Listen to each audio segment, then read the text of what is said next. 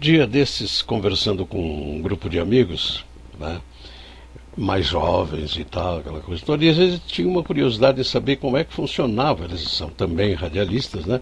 Como é que funcionava essa coisa no meu início de carreira, na década de 50, né?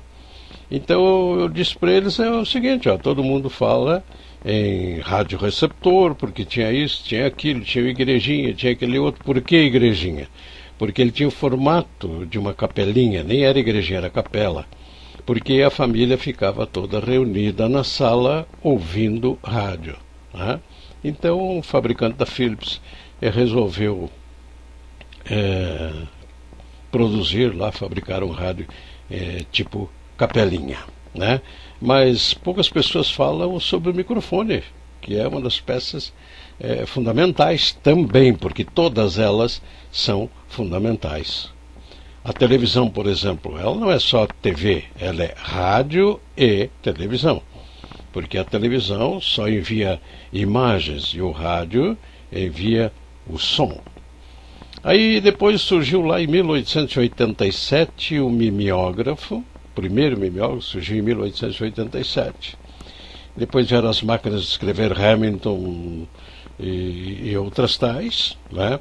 E o teletipo só veio em 1870, mas ainda assim nas bolsas de valores internacionais. E no Brasil, nas estações ferroviárias. Eu fui conhecer esses equipamentos porque vieram depois do Código Morse. Eu vim conhecer esses equipamentos já na Rádio Gaúcha em Porto Alegre, vindo do interior do estado.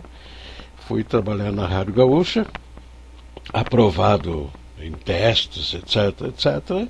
E lá eu conheci o Código Morse. Tinha um rádio que eles chamavam de sobra de guerra, que era o alicáfores, todo metálico, e tinha condições de captar as agências, Night Press, France Press, né?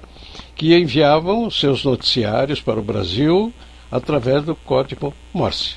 Aquele que você está vendo aí na fotografia, e aquele elevaçãozinha que tem bem assim no começo dele ali, o radiotelegrafista colocava o dedo ali e ficava. Então é uma coisa fantástica ver o Código Morse até hoje, como é que ele funcionava. Então chegavam as notícias pelo Código Morse. Eu me lembro que era um rapaz lá dos Correios de Porto Alegre que ia lá para a Rádio Gaúcha cedo, 5:30 da manhã, 6 horas, e ele então captava essas notícias pelo Código Morse. Mas via tudo o telegrama, né? Presidente vai, Brasília inaugura tal coisa. E ele deixava esses telegramas, que se falava assim, o repórter Esso, por exemplo, dizia, o repórter Esso com telegramas da Night Press, France Press, UPI e essas coisas. Então eu pegava aquele telegrama e tinha que dar corpo para ele, para não ficar assim, babá. Então o presidente, fulano de tal, vai a Brasília fazer isso, aquilo, e todos os detalhes que eu conseguisse, às vezes através de rádio escuta, né? A gente completava a notícia.